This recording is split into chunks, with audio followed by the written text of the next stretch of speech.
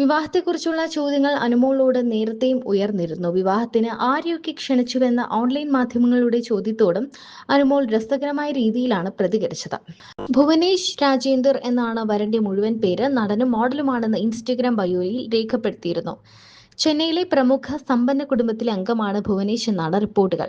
Social മീഡിയയിലേക്ക് നോക്കിയാൽ 2019 മുതൽ ഇൻസ്റ്റഗ്രാമിൽ സജീവമായ ഭുവന് 1.39 ലക്ഷം ഫോളോവേഴ്സാണ് ഉള്ളത്. അതേസമയം ഭുവൻ ആരെയും ഫോളോ ചെയ്യുന്നുമില്ല. Modelling, acting, fashion, travel, lifestyle, fitness, content creation എന്നീ മേഖലകളിലാണ് ഭുവന് താല്പര്യം. റീൽ വീഡിയോകളിലൂടെയാണ് ഭുവൻ കൂടുതൽ പരിചിതനായത്. അനുവിന്റെയും ഭുവന്റെയും പ്രണയ വിവാഹമാണോ എന്നും വ്യക്തമല്ല. അറേഞ്ച്ഡ് മാരേജ് ആണ് എന്നാണ് താരം തുറന്നു പറഞ്ഞത്. എങ്കിലും ഇതിലെവിടെയോ ഒരു പ്രണയമില്ലേ എന്നും ആളുകൾ ചോദിക്കുന്നുണ്ട്. ഗുരുവായൂരിൽ വെച്ച് നടന്ന വിവാഹത്തിൽ നടനും എംപിയുമായ സുരേഷ് ഗോപിയും പങ്കെടുക്കാനെത്തി. ഗുരുവായൂർ വേണ്ട എല്ലാ ക്രമീകരണങ്ങളും ചെയ്തു കൊടുത്തതും സുരേഷ് ഗോപിയാണെന്നാണ് റിപ്പോർട്ടുകൾ. ഒരു സഹോദരനെ പോലെ കൂടെ നിന്ന താരം ഇരുവരെയും അനുഗ്രഹിച്ച ശേഷം കൈ പിടിച്ച് ചേർത്ത് നിർത്തുകയും ചെയ്തു. ഗോൾഡൻ കളറിലുള്ള ലഹങ്കയായിരുന്നു അനുമോളുടെ വേഷം. വരനും കേരള കസവുമുണ്ടിനൊപ്പം ഗോൾഡൻ കളർ കുർത്തയണിഞ്ഞാണ് വിവാഹ മണ്ഡപത്തിൽ എത്തിയത്.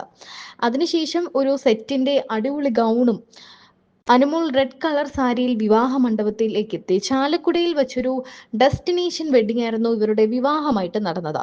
അതും വളരെ കുറച്ച് ആളുകളെ ഉണ്ടായിരുന്നുള്ളൂ. എന്നാൽ ആ കൂട്ടത്തിലൊന്നും ജീവനെയും തങ്കച്ചനെയും സ്റ്റാർ മാജിക്കിലുള്ള പലരെയും കാണാത്തത് പലർക്കും സംശയമുണ്ടാക്കി.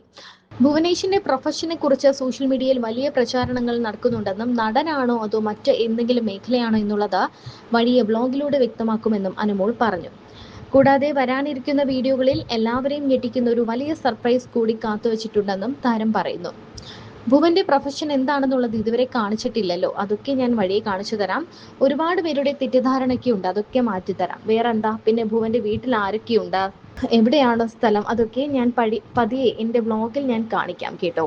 അപ്പോൾ ഇനി അങ്ങോട്ട് ഫുൾ കാണിക്കാൻ പോകുന്നത് എല്ലാം കല്യാണ വിശേഷങ്ങളും ഹൽദി, മെഹന്തി, പ്രീ വെഡിങ് വിശേഷങ്ങളും ഒക്കെയാണ്. അതൊക്കെ നമ്മൾ നേരത്തെ ഷൂട്ട് ചെയ്തു വെച്ചു.